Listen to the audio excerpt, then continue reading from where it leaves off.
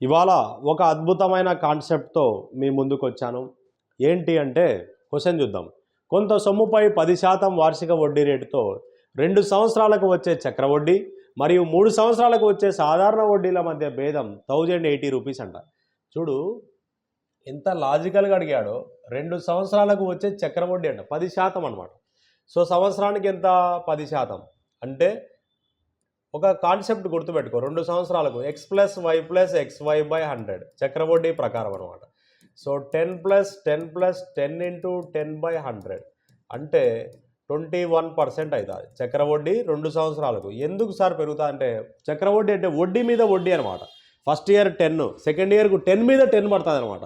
అట్లా 2 సంవత్సరాలకు వడ్డీ ఎంత 21% చక్రవడ్డీ.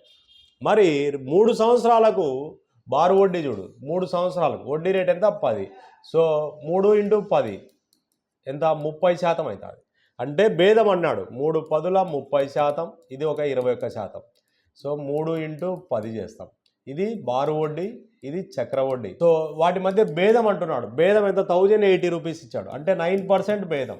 9% అంటే 1080. ఇప్పుడు ఏం కావాలంట అసలు సొమ్ము ఎంత అంటున్నాడు. ఆ సొమ్ము 100%. 9 1 జా 9, 9 2 జా 18 0 అంటే ఇంటూ 120 కొడితే సరిపోతుంది. 120 పక్కన 2 సున్నాలు అంటే 12,000 రూపాయలు ఈజ్ అవర్ ఆన్సర్. ఇట్లా సింపుల్గా కాన్సెప్ట్ చేయాలి. సో చక్రవడ్డీ 2 సంవత్సరాలకి ఎంత అవుతుంది 21% అవుతుంది. బారు వడ్డీ 3 సంవత్సరాలకి ఎంత సంవత్సరానికి 10%. బారు వడ్డీ ఏం మారదు, ఫిక్స్డ్. 3 పదుల 30, డిఫరెన్స్ 9%. సో లెక్కలో భేదం ఎంత ఇచ్చాడు 1080. 9% అంటే 1080, 100% అంటే ఎంత 12,000 ఈజ్ అవర్ ఆన్సర్.